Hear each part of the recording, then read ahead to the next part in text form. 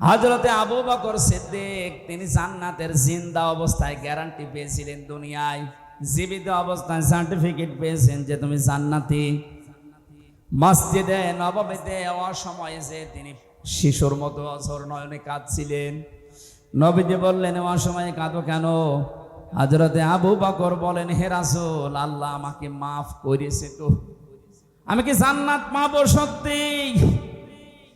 ওই সময় আল্লাহ সূরা রহমানের আয়াত নাজিল করে তাকে ডবল সান্ত্বনা দিয়েছেন, অলিমান খাফা মাকামা রাব্বিহি ওয়া নাহান নাফসা আনিল হাওয়া ফাইনাল জান্নাতা হিয়াল মাআওয়া। বলেন আল্লাহু আকবার। কোন মানুষ যদি সত্যি আল্লাহকে ভয় করে, অপরাধ করার ক্ষমতা থাকার পরও তাকে ভয় করে ছেড়ে দিতে পারে, আমার আল্লাহ তারে মেহমানদারি করাবেন জান্নাতুল মাওয়া দিয়ে, তার আশ্রয় স্থল বানাবেন। ওইটা সূরা রহমানের ভেতরে আছে, আলিমান খাফা মাকামা রাব্বিহি জান্নাতান। কোন মানুষ যদি সত্যি তার রবকে ভয় করতে পারে, এই ভয়ে কান্নাকাটি করে, আল্লাহ আমি মাপ পাবো তো, জান্নাত পাবো তো। আবু বকরকে যেমন আল্লাহ ঘোষণা দিয়েছিলেন আজকের এই দৃশ্যের জন্য, তোমার আমি ডবল জান্নাত দিয়ে দিলাম, তাম পৃথিবীর মানুষের জন্য একটা করে জান্নাত পাবে। হযরত সিদ্দিক আকবর আবু বকর এই অনুশোচনা করার কারণে কোন মানুষ তার ইবাদত বন্দেগী দিয়ে আল্লাহ তোমার জান্নাত পাওয়া সম্ভব না যদি তোমার ক্ষমা পাওয়া না যায়। এজন্য ওসিলা তালাশ করবেন সব সময়, কোন কাজে কোন ওসিলায় গোপন এমন কিছু আপনার দুনিয়ায় আছে যেটা দিয়ে আপনি মাপ চাইতে পারেন। গভীর রজনীতে চলে যাবেন একজনের বাড়িতে, যদি শোনেন আমাকে তার ছেলে মেয়ে লেখাপড়া করাতে পারছে না, নিজের সামর্থ্য থাকলে তারে 2000 টাকা রাতের বেলা দিয়ে বলে বই কিনবা। এই গোপনটা দুনিয়ার কেউ যদি না জানে, কিয়ামতে আল্লাহ ওইটা নিজে পেলে পুষে মানুষ করে বিশাল আকারে আপনাকে দেখাবে। এরকম কিছু আমাদের জীবনে আছে নে, যা করি অধিকাংশ লোক দেখানোর জন্য। রব্বুল আলামিন এর পরের শব্দে আমাদের জানিয়েছে, আল্লাযীনা ইউনফিকুনা ফিস সাররাই ওয়াদ-দাররাই ওয়াল কাযিমিনাল গায়যা ওয়াল আফিনা আনিন নাস। এই পৃথিবীতে যারা সচ্ছল অসচ্ছল, গরিব হোক ধনী হোক, যতটুকু যার সামর্থ্য আছে দান করতে থাকে, খরচ করতে থাকে আল্লাহর জন্য, দিনের জন্য, মানবতার জন্য, নিজের নিকট আত্মীয় স্বজনের জন্য। এখানে একটা পয়েন্ট আছে, এদিকে আসেন, একটা পয়েন্ট এখানে আছে। বিশ্ব নবী যেদিন নবুয়ত পেয়ে বাড়িতে আসলেন, তার স্ত্রী খাদিজাতুল কুবরাকে বলেছিলেন, স্ত্রী আমি ভয় পেয়েছি, আমার জীবনের উপরে আমার আশঙ্কা হয় আমি যেন মারা যাব, তুমি আমারে ঢেকে দাও। হযরতে খাদিজা ওই দিন বলেছিলেন, স্বামী আমার ভয় পাবেন না, কোন জিন ভূত পরী এমনকি আল্লাহ আপনাকে ভয় দেখাবে না। 5টা কথা বলেছিলেন খাদিজা ওই দিন। 1 নম্বরে ইন্নাকা লা তাসিলুর রেহমা, আপনি রেহেমের সম্পর্কগুলো ঠিক রাখেন। এখান থেকে প্রমাণ হয় যে মানুষগুলো আত্মীয়তার সম্পর্ক দুনিয়ায় ঠিক রাখবে, মজবুত করবে, অটুট রাখবে, তাদের দুনিয়ার কোনো ভয় আল্লাহ দেখাবে না, সব ভয় দূর করে দেবে। এই কথা বুঝতেছেন? অথচ এই দেশে হাজারো আল্লাহওয়ালা মানুষ আমরা দেখতে পাই, তার আত্মীয়তার সম্পর্কগুলো ঠিক নেই। নিজের আপন ভাইয়ের সাথে কথা বলে না, নিজের আপন বোন গরিব, যেতে চাই না। ধর্ম আত্মীয় পাঠিয়েছে রংপুর, মাসে 3 দিন যাই, এই কথা বলে না কেন? নিজের নিকট আত্মীয় আপনার বোন, আপনার ভাই, আপনার চাচা, আপনার ফুফু, আপনার মা বাবা, এগুলো রক্তের সম্পর্ক না? এইগুলোর সাথে আজ 100 জনের প্রায় 95 জনের সম্পর্ক ভালো না। এই সম্পর্ক নষ্ট করার পেছনে যারা দায়ী তারা আমাদের বউ। এটা আবার বেশি বলে ফেললাম নাকি? না না, বেশি বলিনি, এইটাই হচ্ছে। 100টা পরিবারের 80-90টা পরিবারে এখন বউর কারণে আমরা রক্তের সম্পর্কগুলো নষ্ট করে ফেলি। সম্মানিত মা বোনেরা মনে করছেন আমি নামাজ পড়ি, রোজা করি, আমি কালো বোরকা পরে থাকি, আমি আপনি কালো বোরকা পরে করবেন কি? আপনার স্বামীকে যদি বাধ্য করান যে আপনার ভাই বোন মা বাবা এদের সাথে দরকার নেই, যা আছে তুমি আমাদের নিয়ে আমার মা বাবা নিয়ে থাকো, আপনি নিশ্চিত জাহান্নামে। নবীজি বলেন কোন স্ত্রী যদি চাই এটা কামনা করে যে আমার স্বামী আরো বেশি দিন বেশি থাক, আমার স্বামীর সম্মান, আমার স্বামীর ইজ্জত মর্যাদা টাকা পয়সা অর্থ দুনিয়ায় আরো বেড়ে যাক, সে যেন সবসময় তাকিদ দেয় স্বামী যা করো সম্পর্কগুলো ঠিক রাখো। আরো ওরা সম্পর্ক নষ্ট হয় কি করে সেই কাজ করে। আপনার নামাজ রোজা এই পর্দা পশিদা সব মাঠে মারা যাবে, কিচ্ছু কবুল হবে না। আজ হাজারো স্ত্রীর কারণে সন্তান তার মা বাবাকে বৃদ্ধাশ্রমে পর্যন্ত রেখে আসছে। গত পরশুদিন আমার এই যে কিশোরগঞ্জ, নীলফামারী কিশোরগঞ্জ বৃদ্ধাশ্রমে মাহফিল ছিল, কত মা বাবা বসে আছে লাইন দিয়ে।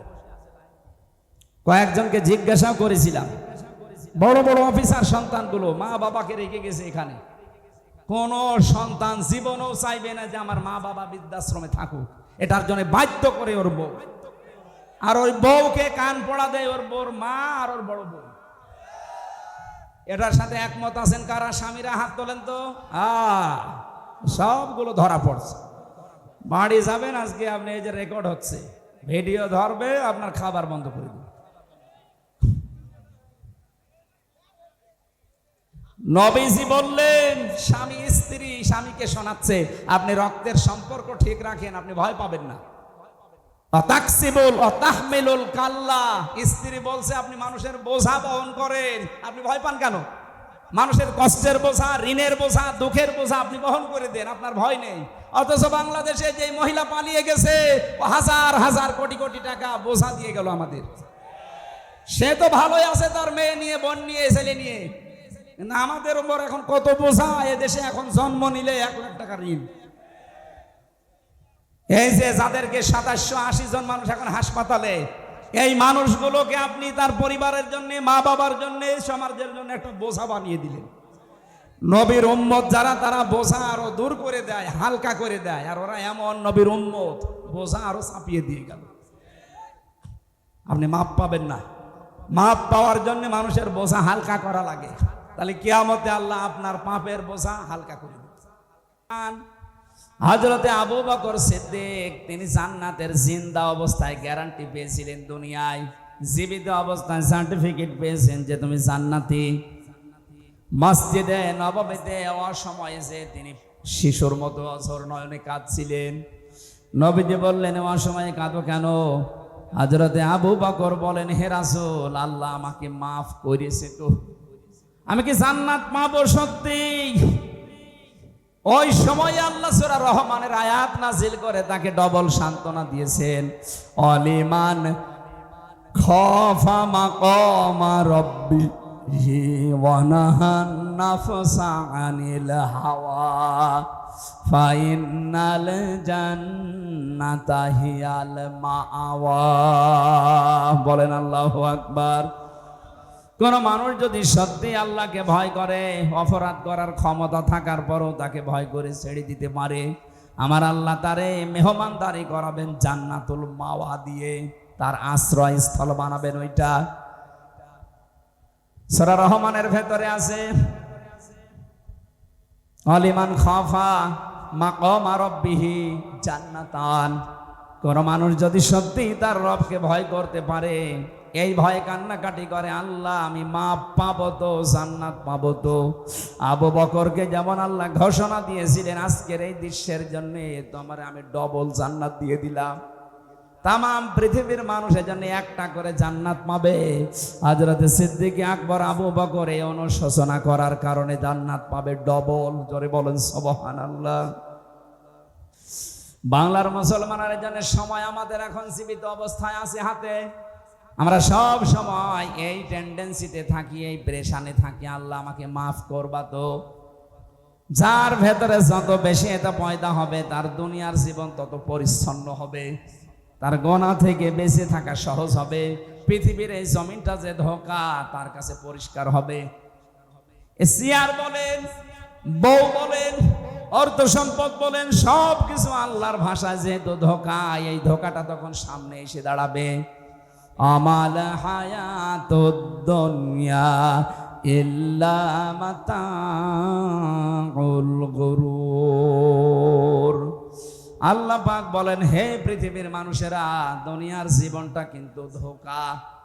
এজন্য আমরা অন্ধকারে যারা পড়ে আছি, আমি সহ প্রত্যেকে যেন আমরা থামি।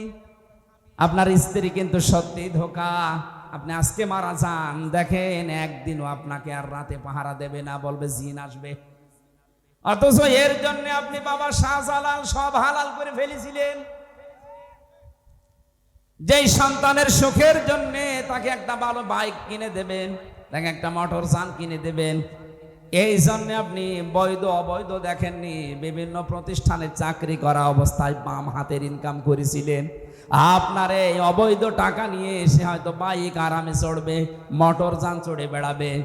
এর জন্য যে অপরাধটা হয়ে গেল, এইটার ভাগ আপনার ওই ছেলে নেবে না, কবরে আপনারই মগুর খাওয়া লাগবে। আমাদের পরিবর্তন আসা দরকার। এখন আমরা ক্ষমা পেতে চাই, কারণ যারা ক্ষমা পাবে আল্লাহর কাছে, এই মানুষগুলোর জন্য আল্লাহ তার জান্নাতকে প্রস্তুত করে রাখতেছেন। ও ইদ্দাতিল মুত্তাকিন, আমি তো জান্নাত তাদের জন্য বানিয়ে রাখলাম যারা আমার ক্ষমা পেয়ে দুনিয়া থেকে আসবে। আপনি নিজের কাছে এখন ভাবেন তো, আপনি আসলে ক্ষমা পেয়েছেন কিনা?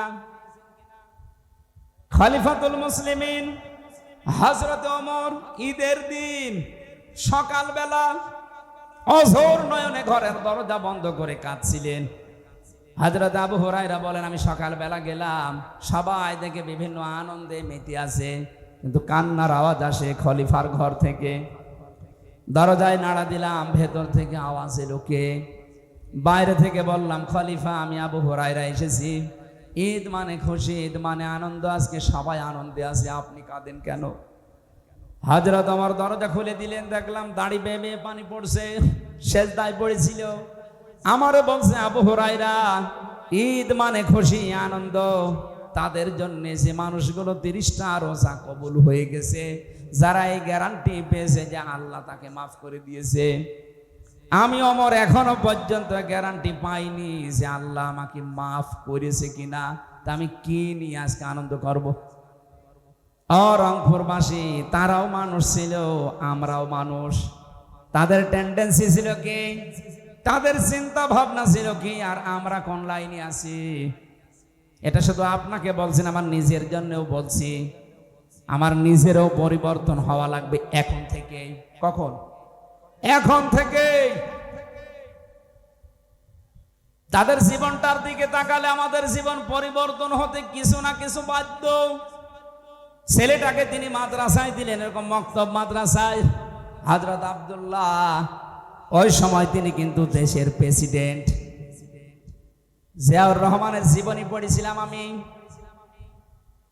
ইন্তেকালের পর উনি যখন প্রেসিডেন্ট থাকা অবস্থায় তার সন্তান, ওই যে এখন যিনি আছে লন্ডনে, জনাব তারেক জিয়া, ছোটটা তো মারাই গেল, বেগম জিয়া, ওই সময় ছেলেটাকে নিয়ে গেছে ভর্তি করতে এক জায়গায় ঢাকাতে। এমন অবস্থায় পোশাক আশাক ভরা অবস্থায় গিয়েছে। ওখানকার দায়িত্বশীল জিজ্ঞাসা পর্যন্ত করেছে, কি আপনি এই অবস্থায় কেন চিনতে পারে নাই নাকি? প্রথমে ছেলেটার পরিচয় জিজ্ঞাসা করেছে, নাম কি? তারেক। বাবার নাম কি? জিয়াউর রহমান। কোন জিয়া? প্রেসিডেন্ট জিয়া। এ লোকটার নাম আজও পর্যন্ত মানুষ শুনলে দোয়া করে, এমনি না, সে তার জেনারেল শিক্ষিত মানুষ। তার জীবনে এমন এমন কিছু কাজ পাওয়া গেছে, আল্লাহ পাক মনে হয় এই জন্য তাকে মরণের পর চিরন্তন করে রেখেছে। এদেশে তো বহু মানুষ ছিল, তারা মারা গেলে মানুষ খালি বরদোয়া করে। জেলখানার ভেতরে আমি অপু ভাইয়ের সাথে ছিলাম, তারেক জিয়া সাহেবের পিএস, মানে মোনাজাতের ভেতরে জিয়াউর রহমানের জন্য দোয়া করতেন, রব্বুল আলামিন তুমি আমার লিডারের বাবাকে মাফ করে দিও। এমনিতে মজলুম তিনি, কারণ জেলে যারা যায় আমি দেখেছি অধিকাংশ মানুষকে ওরা মজলুম করে রাখে। আর নবীজি জানিয়েছিলেন মাজলুমের দোয়া সঙ্গে সঙ্গে আল্লাহ কবুল করে নেয়। যত মানুষ এই 15.5 বছরে ছিলাম, আমার মনে হয় 100 জনের 70 জন আমরা নিরপরাধ, কিচ্ছু জানি না মামলা সংক্রান্ত। আন্দাজে রাজনৈতিক প্রতিহিংসার কারণে জুলুম করে আমাদেরকে আটক করে রেখেছিল। আমি বলছি যারা জুলুম করে তারা জালেম, যারা সহ্য করে তারা মাজলুম। এই জন্য ওখানে বহু মানুষ দেখতাম জমার দিন কয়েকজন এক জায়গায় দোয়া করতো, আল্লাহ যে মানুষগুলো দেশের জন্য এই কাজ করে দৃষ্টান্ত স্থাপন করেছে তুমি তাদেরকে মাফ করে দিও। মাজলুমের দোয়া কবুল হয়, এই জন্য বলছি আল্লাহ জিয়াউর রহমানকে মনে হয় মাফ করে দেবেন। তার জীবনের ভালো কাজগুলো আল্লাহ কবুল করেন। অন্যায় যদি মানুষ হিসাবে কিছু করে থাকে আল্লাহ যেন মাফ করে দেন। এই যে আল্লাহর উপরে অবিচল আস্থা এবং বিশ্বাস হবে রাষ্ট্রের সব কাজের মূল ভিত্তি, এই কথাটা উনি লিখেছিলেন। জীবনে তার কোনো কিছু কবুল হোক বা না হোক, এ কথাটা পড়লে একবার আল্লাহর কথা মনে হয়। কথা বলেন ঠিক কিনা? আল্লাহ এই লোকটাকে যদি মাফ করে দেয় আমাদের ক্ষতি হয়ে যাবে। আরো জোরে বলেন। আরো যারা দেশের জন্য কাজ করেছিলেন আল্লাহ সবাইকে যেন মানবতার সেবার কারণে মাফ করে দেন। বিশেষ করে ইসলামের জন্য, মানবতার জন্য যাদের জীবনটা শেষ হয়ে গেল, এই মানুষগুলোর জীবনের আমল যেন আল্লাহ ব্যর্থ না করে, কবুল করে দৃষ্টান্তমূলক পুরস্কার দেন। বলেন আমিন। হযরত ওমরের সময় প্রেসিডেন্ট, ছেলেটাকে ভর্তি করার পরেই কয়েকদিন ক্লাস চলছে, হঠাৎ করে ওই দেশের প্রধান বিচারপতি হযরতে আলী তার ছেলে হোসাইনকেও দিলেন মাদ্রাসায়। এই টেবিলের ওপর থেকে বারবার কলম ফেলে দিচ্ছে, খেজুরের পাতার কলম, উপর দিয়ে কালি দিয়ে লেখা লাগে এই কলমে। আব্দুল্লাহকে বলছে তুলে দাও, একবার দুইবার তিনবার তিনি তুলে দিলেন। তৃতীয়বার একবার বলে ফেললেন, কি তুমি বারবার কলম ফেলে দাও, আমারে তুলতে বলো, আমি কি তোমার খাদেম চাকর নাকি? হযরত হোসাইন তিনি মনের অশান্তে যেন কথা বলে ফেললেন, হে আব্দুল্লাহ তুমি শুধু খাদেম না, খাদেমের বাচ্চা খাদেম। উনি ওই সময় প্রেসিডেন্টের ছেলে মাইন্ডে নিয়েছে, বাড়িতে যে জিজ্ঞাসা করছে, বাবা হোসাইন আমাকে খাদেমের বাচ্চা, খাদেম এই শব্দ দিয়ে সবার সামনে গালি দিয়েছে, আমি আর মাদ্রাসায় যাব না। বিচার যদি তুমি সত্যিই না করো আমি মাদ্রাসায় পড়া বন্ধ করে দিলাম। মানে বলছে ঠিক আছে, আজকে না জমার দিন আমি বিচার করব হাজারো মানুষের সামনে। বয়ান চলাকালীন তিনি খুতবা বন্ধ করে দিয়ে বললেন, হোসাইন হ্যাঁ এদিকে আসো, আমার এই ছেলেকে তুমি গালি দিয়েছো, আমাকে পর্যন্ত ছোট করেছো মানুষের সামনে। বলে হ্যাঁ করেছি। কেন তুমি গালি দিলে? এই ছোট কথাটা কেন আমাকে বললে? হযরত হোসাইন বলে, খলিফা বুকে হাত দিয়ে বলেন তো, আপনি কি আমার নানার খাদেম ছিলেন না? হযরত ওমরের কথা বন্ধ হয়ে গেছে। ডাক দিয়ে বলে, হোসাইন তাই তো, আমি তো এভাবে চিন্তা করি না, আমি তো তোমার নানার খেদমত করেছি, আর খেদমত যে করে সেই তো খাদেম। তুমি কি এই কথাটা যা বললে লিখতে পারবা? হ্যাঁ, কাগজ কলম নিয়ে আসেন। খেজুরের পাতা নিয়ে এসেছে, উনি লিখে দিলেন, ওমর আমার নানার খাদেম ছিল, আমি দেখেছি, ইতি হোসাইন ইবনে আলী। সই করে দিলাম। কাগজটা হাতে নিলেন, জমা দিলেন, সাহাবীদেরকে বললেন, নবীর সাহাবীরা বিচার হয়ে গেছে। এই ছেলে সমস্যা কেমন? না না মাইকে মাইকওয়ালা কি আর গাড় গাড় করে কেন? সাতার মাথা মাইক দিয়েছে, আর উল্টা পাল্টা জিনিস এখানে রাখেন কেন যে ঘের ঘের করে আওয়াজ হয়?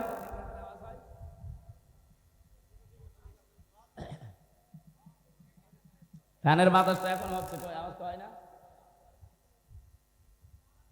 মাইক মাইক ওখান থেকে সরান। রংপুরবাসী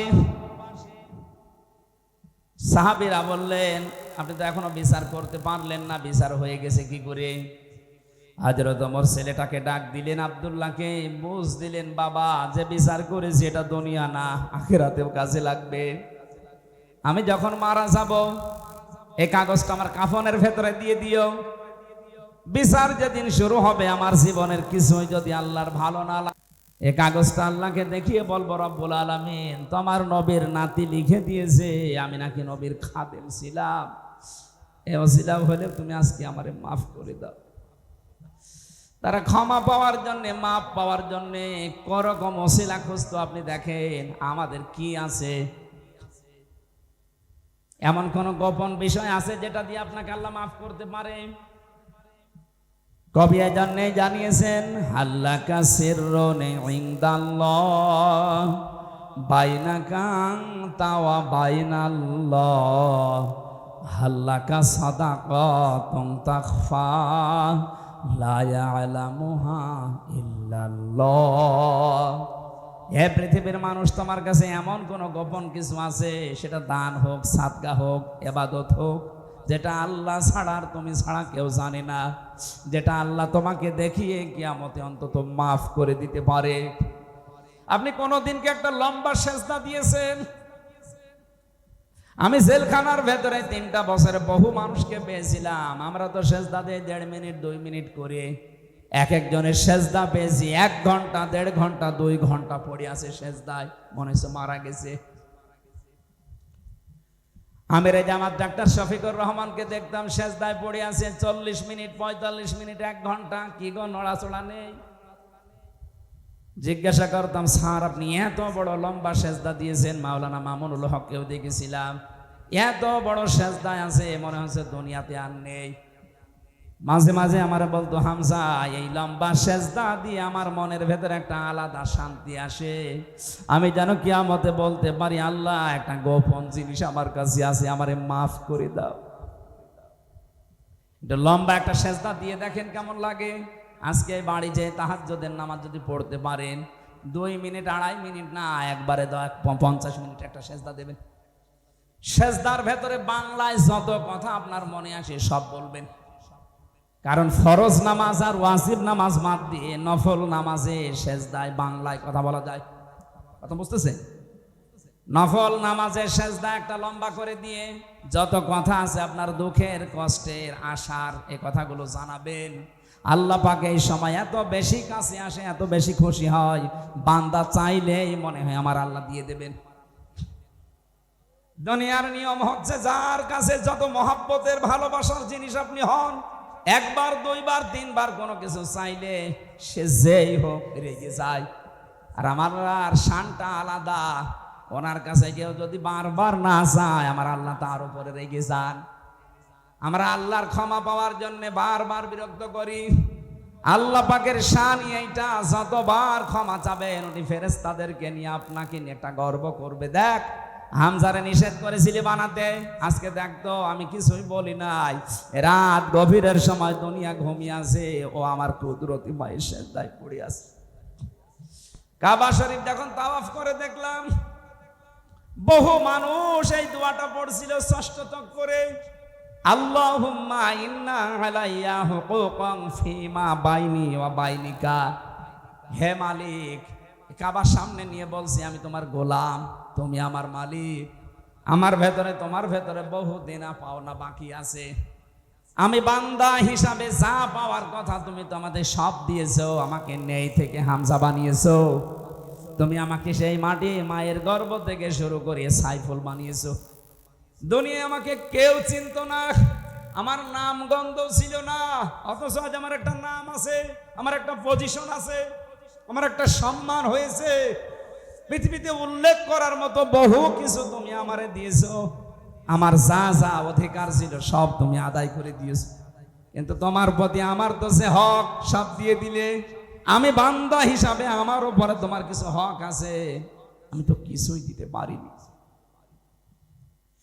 নিজের দিকে তাকিয়ে বলেন তো, আল্লাহকে আপনি কি দিয়েছেন? কিয়ামতের ময়দান আল্লাহ যখন বিচার শুরু করবে, আল্লাহর বিচারে কিন্তু অবিচার নেই, আছে না? নেই। আল্লাহর বিচারে কোনো অবিচার নেই। আল্লাহ যদি ন্যায় বিচারও কারোর সাথে করে, কেউ জান্নাত পাবে না। কথা বলছে না কেন? আল্লাহর বিচারে কোনো অবিচার, জবাব দিলেন না? আল্লাহর বিচারে কোনো অবিচার, ন্যায় বিচার করলে জান্নাত পাবেন না, কেউ পাবেন না। হ্যাঁ, একটা মাত্র পথ খোলা আছে, আল্লাহ যদি দয়া করে ক্ষমা করে দেয়। এই জন্য কাবার সামনে নিয়ে মানুষ এই কথা বলে 6 চক্কর দেওয়ার সময়, আল্লাহ তোমাকে দেওয়ার জন্য আমার যা দরকার আমি কিচ্ছু দিতে পারিনি, যাই দিয়েছি সব ত্রুটিপূর্ণ, সব ত্রুটিপূর্ণ, ত্রুটি দিয়ে ভরা, ভুল দিয়ে ভরা। আমি যতটুকু তোটাফাটা ইবাদত করেছি, অনেকে লোক দেখানো করে ফেলেছি। ওর ভেতরে রিয়া ছিল, অহংকার ছিল, অনেক ভুল ছিল, ভ্রান্তি ছিল, কিন্তু একটা সম্পদ আমার কাছে আছে। আল্লাহ তোমার নাম যে গাফফার, তুমি আমারে মাফ করে দাও। কিয়ামতে আল্লাহ যখন কাউকে মাফ করতে চাইবেন, তাকে সবার সামনে বিচার করবেন না, একা একা নিয়ে যাবেন একটা জায়গায়, আলাদা চাদর দিয়ে ঘিরে দেবে ফেরেশতারা, সবাইকে দূরে সরিয়ে দিয়ে আল্লাহ নিজে বান্দার সামনে দাঁড়িয়ে বলবে, হামজা এই অপরাধগুলো করেছিলি। কেউ নেই, শুধু আল্লাহর সামনে আমি একা দাঁড়িয়ে, সব স্বীকার করা লাগবে। কারণ আপনার হাত কিন্তু কিছুক্ষণ পরে কথা বলবে যদি স্বীকার না করেন। আপনার চোখ কথা বলবে, পা কথা বলবে, সব কিছুই তো কথা বলবে। আপনি জানেন যে এখন আমি আল্লাহর সামনে দাঁড়িয়ে, কেউ নেই আমার আশপাশে। স্বীকার যখন একটা একটা করে বলবেন, আল্লাহ আমার ভুল হয়ে গেছে, মহান আল্লাহর কুদরতি যে বিশাল দরিয়া আছে, জোশ পয়দা হবে, ঢেউ পয়দা হবে। আল্লাহ যেন শেষে কথা বলবে, সূরা জুমারের তাফসিরে আছে, আল্লাহ পাক যেন শেষে বলবে, বান্দা যা, আমি তোরে মাফ করে দিলাম। কাউকে বলার দরকার নেই, এটাকে প্রচার করার দরকার নেই, কাউকে বলারও দরকার নেই, যা আমি তোরে মাফ করে দিলাম, আমার বানানো জান্নাতে চলে যা। আল্লাহ তুমি আমাদের সবার জীবনে এরকম একটা কিছু তৈরি করে গোপনে মাফ করে দিও, বলেন আমিন। মাঝে মাঝে আমার 33 বছর বয়স, একা একা যখন থাকি, এই কথা আমার বেশি মনে হয়, আল্লাহ এখনই যদি মারা যায়, তুমি যদি তোমার সামনে নিয়ে বলো, হামজা 2024 সালের সেপ্টেম্বর 30 তারিখ পর্যন্ত তোরে মাফ করে দিলাম, যা হিসাব দেওয়া লাগবে না, শুধু অক্টোবরের 1 থেকে 31, এই 31টা দিনের হিসাব দিয়ে জান্নাতে চলে যা। আমার যা কাজ কারবার, আমার তো মনে হয় 31 দিনের হিসাবও আমার এখনো রেডি হয়নি। 31 দিনের হিসাবও আমি দিতে পারবো না। আপনারা পারবেন না? আপনারা পারবেন। এটা কত কঠিন বিষয় যে ক্ষমা পাওয়া, মাপ পাওয়া, হিসাব। নবীজি নিজে নিষ্পাপ ছিলেন, আগে পিছনের সব কিছু আল্লাহ ক্ষমা করে দিয়েছেন, এরপরও প্রতিদিন তিনি 100 বার করে ক্ষমা চাইতেন। আল্লাহুম্মা হাসিবনি হিসাবা ইয়াসিরা, এ আল্লাহ তুমি আর যাই কর, আমার হিসাবটা সহজ করে দিও। হিসাব সহজ মানে যে আগে যেটা বললাম, এইটা কুদরতি পর্দা দিয়ে ঢেকে নিয়ে বলবে, বান্দা স্বীকার কর যে এগুলো করেছিলাম। যখনই আপনি অনুতপ্ত হয়ে অনুশোচনা করে কান্নাকাটি করবেন যে আমি করেছিলাম, আল্লাহ বলেন, যা গোপনে মাফ করে দিলাম। আল্লাহ আমার সবার জীবনে তুমি এরকম একটা পজিশন তৈরি করে দিও, বলেন আমিন। নাই তো একটা যদি নিয়ামতের হিসাব যায়, কিচ্ছু না, শুধু পানি, তাও পারবেন না। আল্লাহর এক বান্দা মনে মনে করেছিল 1000 বছর আমি হায়াত পেয়েছি, এটা বনী ইসরাইলের ঘটনা। 1000 বছর আমি হায়াত পেলাম, 1000 বছর আমি জিহাদের ময়দানে কাটিয়েছি, দিনের বেলা, আর রাতের বেলা আমি কাটিয়েছি ইবাদতে, সিজদায়, তেলাওয়াতে। আল্লাহ আমাকে যা করলাম, মনে হয় জান্নাত আমি পেয়ে যাব। ঠিক দেখে স্বপ্নে দেখে মারা গেছে, কিয়ামতের ময়দানে আল্লাহ কায়েম করে দিয়েছে, ওরে ডাক দিয়েছে, এদিকে আয়, তোরে জান্নাতে দিয়ে দিলাম, যা। লোকটার মনের ভেতরে একটু অহংকার, হ্যাঁ এত কিছু করলাম, আল্লাহ আমাকে একটু ধন্যবাদও দিল না, ওয়েলকাম দিল না, বলছে যা জান্নাত চলে যা।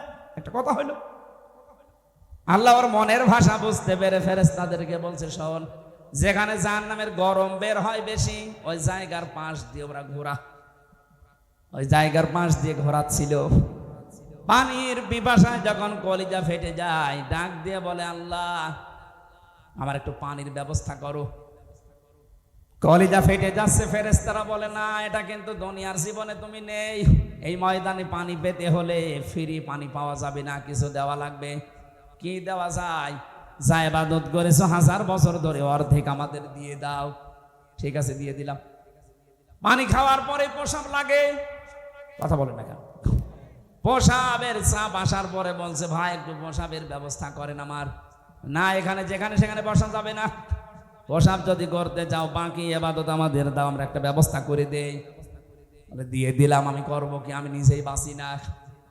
প্রসাব করার পরে আল্লাহ যেন ডাক দিয়েছেন, বান্দা 1 গ্লাস পানি ভেতরে ঢোকাইলে আর 1 গ্লাস বের করে দিলে, এই জন্যে তুমি 1000 বছরের বন্দেগী সব দিয়ে দিলে।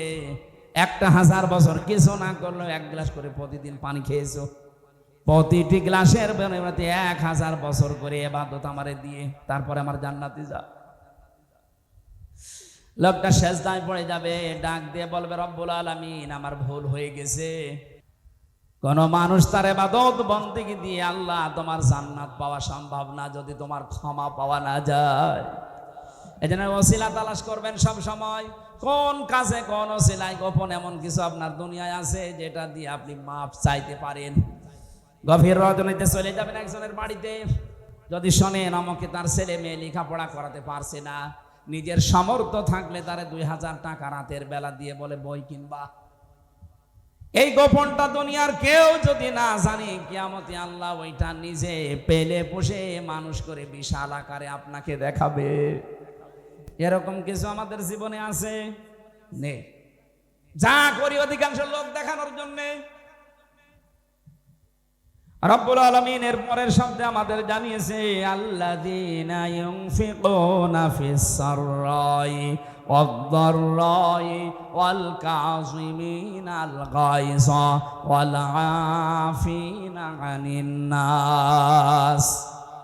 এই পৃথিবীতে যারা সচ্ছল অসচ্ছল, গরিব হোক ধনী হোক, যতটুকু যার সামর্থ্য আছে দান করতে থাকে, খরচ করতে থাকে আল্লাহর জন্য, দিনের জন্য, মানবতার জন্য, নিজের নিকট আত্মীয় স্বজনের জন্য। এখানে একটা পয়েন্ট আছে, এদিকে আসেন, একটা পয়েন্ট এখানে আছে।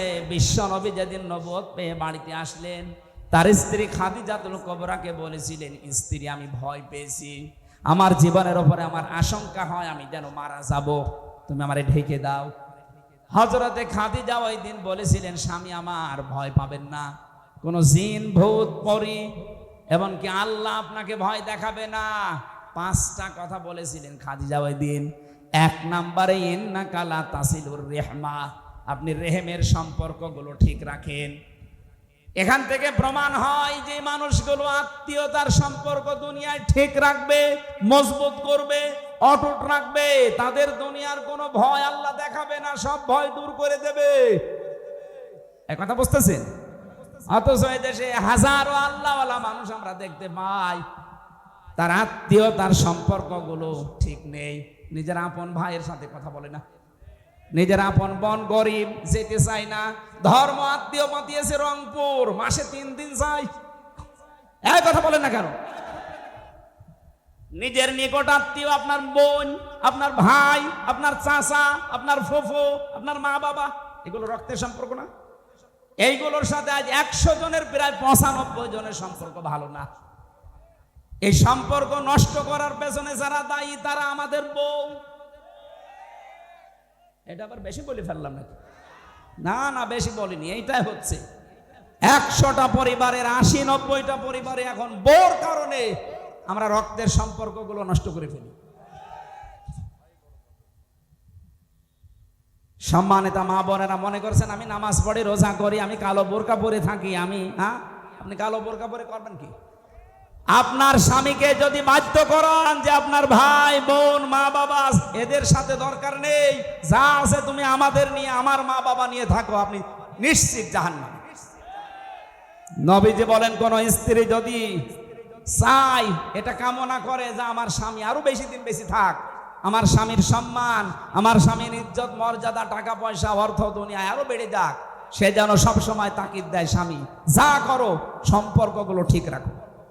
আরো ওরা সম্পর্ক নষ্ট হয় কি করে সেই কাজ করে।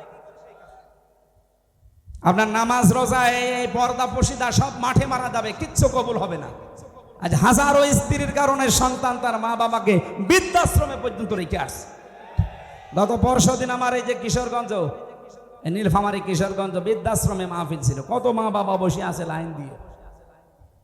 কয়েকজনকে জিজ্ঞাসা করেছিলাম, বড় বড় অফিসার সন্তানগুলো মা বাবাকে রেখে গেছে এখানে, কোন সন্তান জীবনও চাইবে না যে আমার মা বাবা বৃদ্ধাশ্রমে থাকুক, এটার জন্য বাধ্য করে ওর বউ, আর ওই বউকে কান পড়া দেয় ওর বউর মা আর ওর বড় বউ। এটার সাথে একমত আছেন কারা? স্বামীরা হাত তোলেন তো। সবগুলো ধরা পড়ছে। বাড়ি যাবেন আজকে আপনি, এই যে রেকর্ড হচ্ছে, ভিডিও ধরবে, আপনার খাবার বন্ধ করে দেবে। নবীজি বললেন, স্বামী স্ত্রী স্বামীকে শোনাচ্ছে আপনি রক্তের সম্পর্ক ঠিক রাখেন, আপনি ভয় পাবেন না। তাকসিবুল ও তাহমিলুল কাল্লা, স্ত্রী বলছে আপনি মানুষের বোঝা বহন করেন, আপনি ভয় পান কেন? মানুষের কষ্টের বোঝা, ঋণের বোঝা, দুঃখের বোঝা আপনি বহন করে দেন, আপনার ভয় নেই। অথচ বাংলাদেশে যে মহিলা পালিয়ে গেছে, হাজার হাজার কোটি কোটি টাকা বোঝা দিয়ে গেল আমাদের। সে তো ভালোই আছে তার মেয়ে নিয়ে, বোন নিয়ে, ছেলে নিয়ে, কিন্তু আমাদের উপর এখন কত বোঝা। এদেশে এখন জন্ম নিলে 1 লাখ টাকা ঋণ। এই যে যাদেরকে 780 জন মানুষ এখন হাসপাতালে, এই মানুষগুলোকে আপনি তার পরিবারের জন্য, মা বাবার জন্য, সমাজের জন্য একটা বোঝা বানিয়ে দিলেন। নবীর উম্মত যারা, তারা বোঝা আরো দূর করে দেয়, হালকা করে দেয়, আর ওরা এমন নবীর উম্মত বোঝা আরো চাপিয়ে দিয়ে গেল। আপনি মাপ পাবেন না। মাপ পাওয়ার জন্য মানুষের বোঝা হালকা করা লাগে। তাহলে কিয়ামতে আল্লাহ আপনার পাপের বোঝা হালকা করে দেবে। পাপের বোঝা হালকা করা মানে আপনাকে আল্লাহ মাফ করে দেবে। আমি জেলখানায় বসে বসে এই পারিবারিক জীবন নিয়ে ভেবেছিলাম, মেয়েরা কেন আজ এই স্বামীর উপরে এই ঝামেলায় আছে।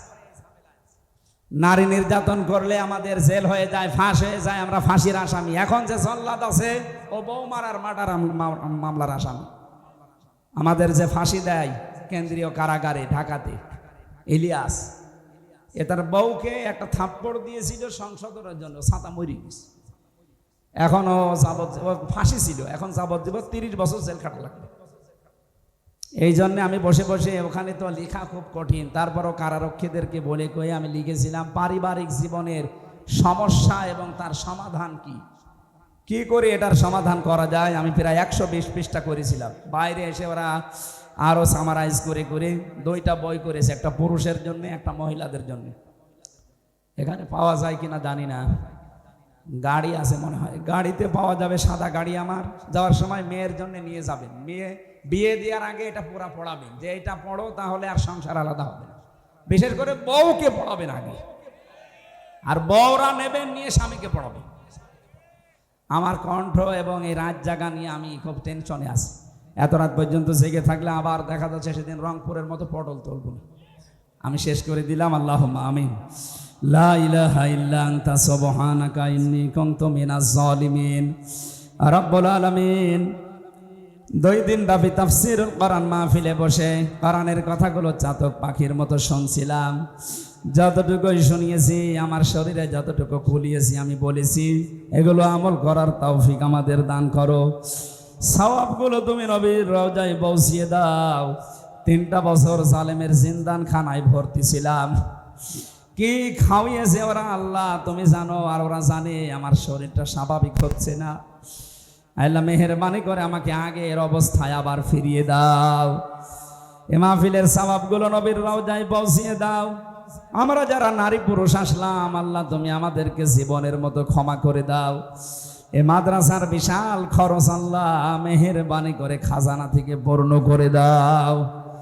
যত মানুষ লেখাপড়া করছে এখানে, তাদের মেধা স্মৃতি খুলে দাও। যত অভাব আছে আল্লাহ অভাবগুলো দূর করে দাও। আমার কণ্ঠে আর কোলাই না আল্লাহ, তুমি আমার কণ্ঠ তা ছেড়ে দাও।